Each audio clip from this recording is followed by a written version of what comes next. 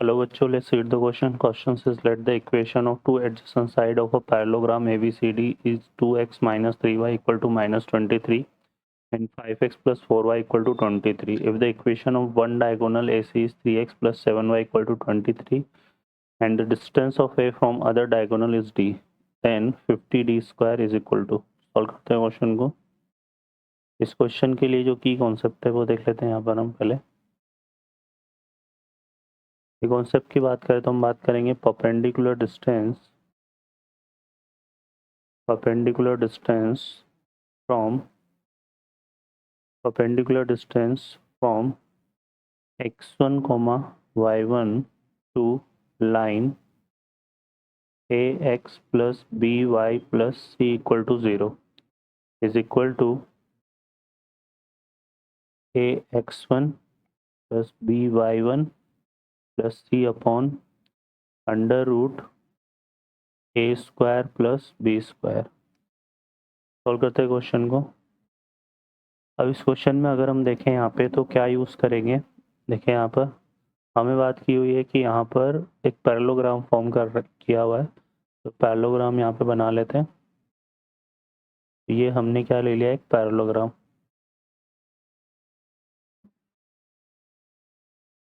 ठीक है, तो ये हमने पैरेललोग्राम यहाँ पे इस तरह से फॉर्म कर लिया. इसको हमने बोला A, B, C and D. ठीक है, अब यहाँ पर देखिए इसकी दो एडजेसेंट साइड का इक्वेशन गिवन है, तो ये हमने ले लिया 2x minus 3y equal to minus का 23 है ना, और एक साइड हमने क्या ले ली 5x plus 4y equal to 23. ठीक है, और एक हमें क्या दिया हुआ है डायगोनल AC का इक्वेशन, तो ये हमने डायगोनल AC ले लिया इस तरह से. ठीक है, ये हमने क्या ले लिया डायगोनल AC. ठीक है, अब हमें क्या करना है यहाँ पर देखो, सबसे पहले हम ये जो दो लाइन है ना सॉल्व करेंगे तो b के कोऑर्डिनेट आ जाएंगे. डायगोनल का इक्वेशन क्या है यहाँ पे 3x प्लस 7y है ना, 7y इक्वल टू 23.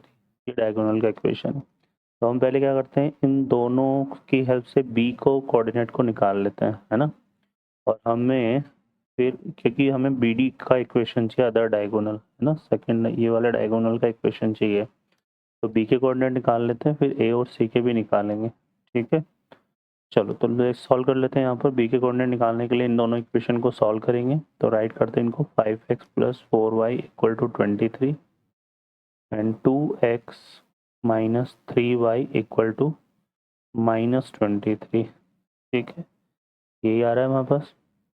अब हम इनको सिंप्लीफाई करेंगे यहाँ पे. तो सॉल्व करने के लिए हम क्या करते हैं, यहाँ पर देखो इसको मल्टीप्लाई करते हैं 2 से और इसको कर देते हैं 5 से, तो ये 10x से 10x कैंसिल हो जाएगा सेपरेट करने पे, और यहाँ पे 2 4 जा कितना आएगा 8, और यहाँ पे आएगा 5 3 जा 15 है ना, तो ये कितना बनेगा हमारे पास 23y.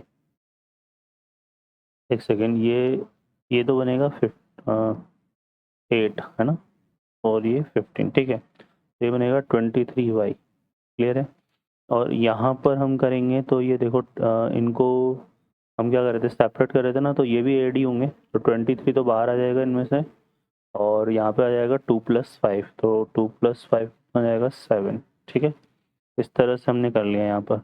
अब देखो यहाँ से अगर सॉल्व करेंगे तो 23 से 23 कैंसिल हो गया, तो y की वैल्यू कितनी आ जाएगी 7.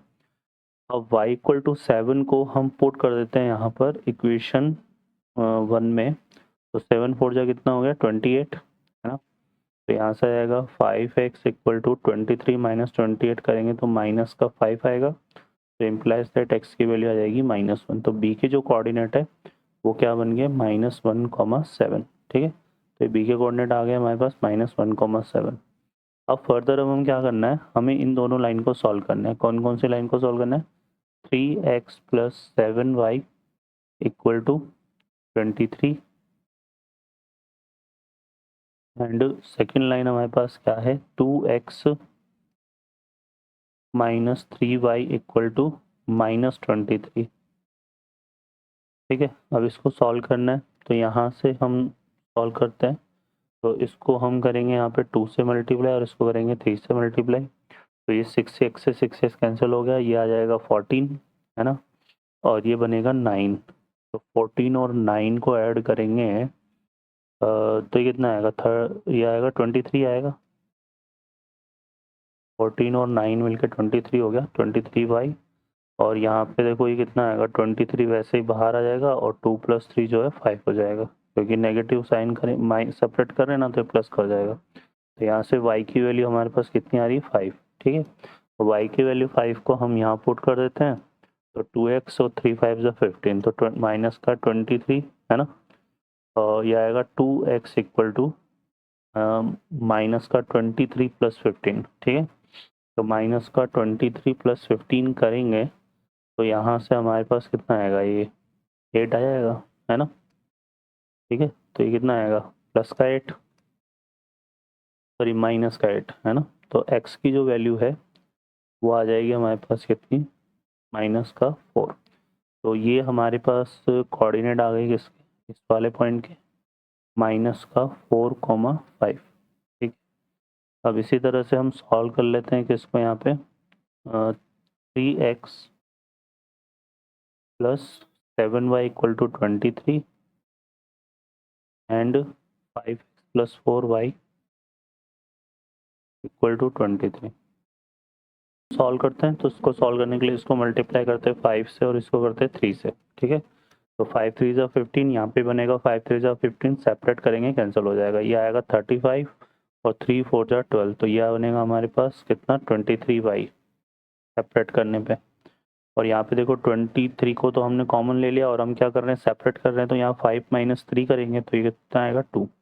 तो यहाँ से y की वैल्यू हमारे पास कितनी बनेगी, 2। ठीक है, अब y की वैल्यू 2 को हम पुट करते हैं इक्वेशन 1 में, तो यहाँ से आएगा 3x, ये बनेगा 14, तो यहाँ पे आएगा 23 माइनस का 14।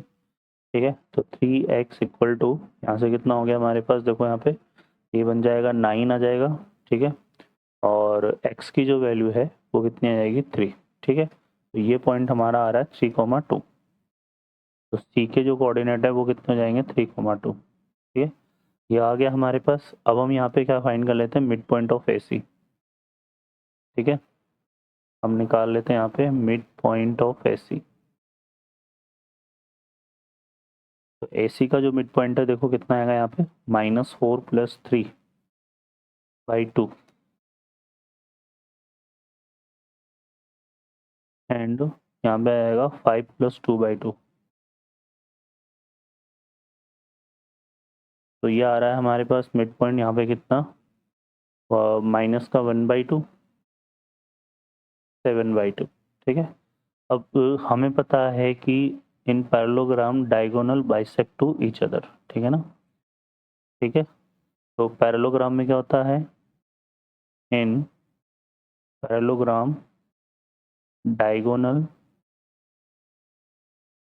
Bisect to each other, bisect to each other, diagonal एक दूसरे को बाइसेक्ट करते हैं। ठीक है, तो यहाँ पर क्या हो जाएगा, यहाँ पर देखो क्या आ जाएगा, जब डायगोनल एक दूसरे को बाइसेक्ट करते हैं तो ये पॉइंट जो है वो BD का भी मिड पॉइंट बनेगा। अब BD का एक कोऑर्डिनेट हमारे पास है ना। ठीक है, तो दूसरा पॉइंट हम निकाल लेते हैं यहाँ पर। ठीक है, तो इसको हमने बेसिकली क्या ले लिया। ठीक है, अब जो दूसरा पॉइंट जो है हम निकाल लेते हैं, तो इसको हमने क्या ले लिया यहाँ पर, इसको ले लेते हैं x1, y1। ठीक है, तो यहाँ से देखो कितना आएगा हमारे पास, x1 + x1 - 1, x1 - 1 upon 2, comma y1 + 7 upon 2, और ये रिजल्ट हमारा किसके इक्वल होगा, -1/2, 7/2 के। तो यहाँ पे 2 से 2 कैंसिल हो गया, x - 1, तो ये आ जाएगा x1 इक्वल टू कितना, 0, और y + 7 से y, ये भी देखो 2 से 2 कैंसिल हो गया, तो यहाँ y1 भी हमारा कितना आ रहा है, 0। ठीक है, तो जो d के कोऑर्डिनेट हैं वो बेसिकली क्या बन रहे हैं, 0,0। ठीक है, तो ये आ जाएगा। अब ये 0,0 आ गया, तो हमें क्या करना है, इससे इसकी डिस्टेंस निकाल लेते हैं, परपेंडिकुलर डिस्टेंस। सॉरी, हमें बी डी पर परपेंडिकुलर फाइंड करना है ना।